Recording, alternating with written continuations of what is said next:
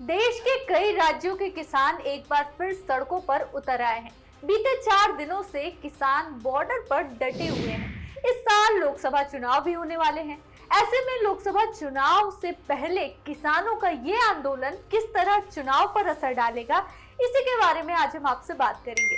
नमस्कार, मैं हूं अदिति ओझा और आप देख रहे हैं खबर फास्ट का डिजिटल प्लेटफॉर्म। अब की बार एनडीए सरकार 400 पार। भाजपा का ये नारा किसान आंदोलन के चलते चिंता का सबब बना हुआ है।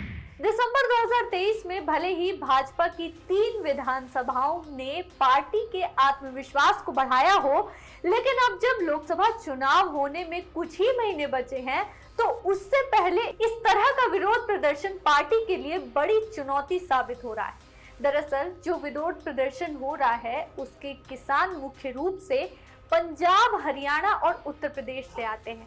हिंदी बेल्ट में पड़ने वाले इन 3 राज्यों में लोकसभा की कुल 103 सीटें हैं। कैसे आंदोलन डालेगा प्रभाव?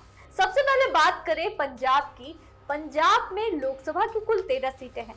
अगर किसानों का विरोध बढ़ा तो यहाँ बीजेपी को दिक्कतों का सामना करना पड़ सकता है। ऐसे में पंजाब का वोट बैंक आम आदमी पार्टी या कांग्रेस के हाथों में चला जाएगा। अब अगर बात करें हरियाणा की, तो हरियाणा में भी बीजेपी का पिछले चुनाव जैसा प्रदर्शन दोहराना मुश्किल होगा। दरअसल पिछले चुनाव यानी 2019 के चुनाव में बीजेपी ने राज्य की सभी 10 लोकसभा सीटों पर जीत हासिल की थी। अब चलिए बात करते हैं उस प्रदेश की जहां की लोकसभा की सबसे ज्यादा सीटें आती हैं।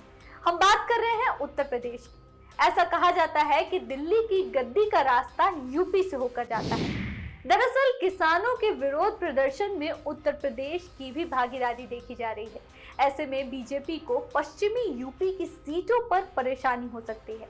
राज्य लोकसभा में कुल 80 सदस्य भेजता है।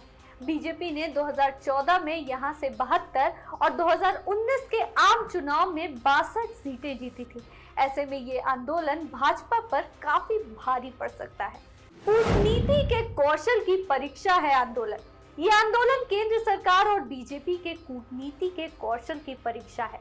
उन्हें ये सुनिश्चित करना होगा कि किसान आगे ना बढ़े। किसानों का दिल्ली चलो मार्च विपक्षी दलों के इंडिया को भी एक बड़ा मौका दे रहा है कि वो जनता के दिलों में अपनी अलग जगह बना सके।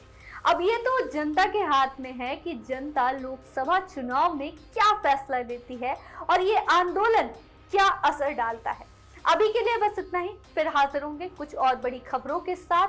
तब तक जुड़े रहे हमारे साथ और देखते रहे खबर फास्ट का डिजिटल प्लेटफॉर्म। नमस्कार।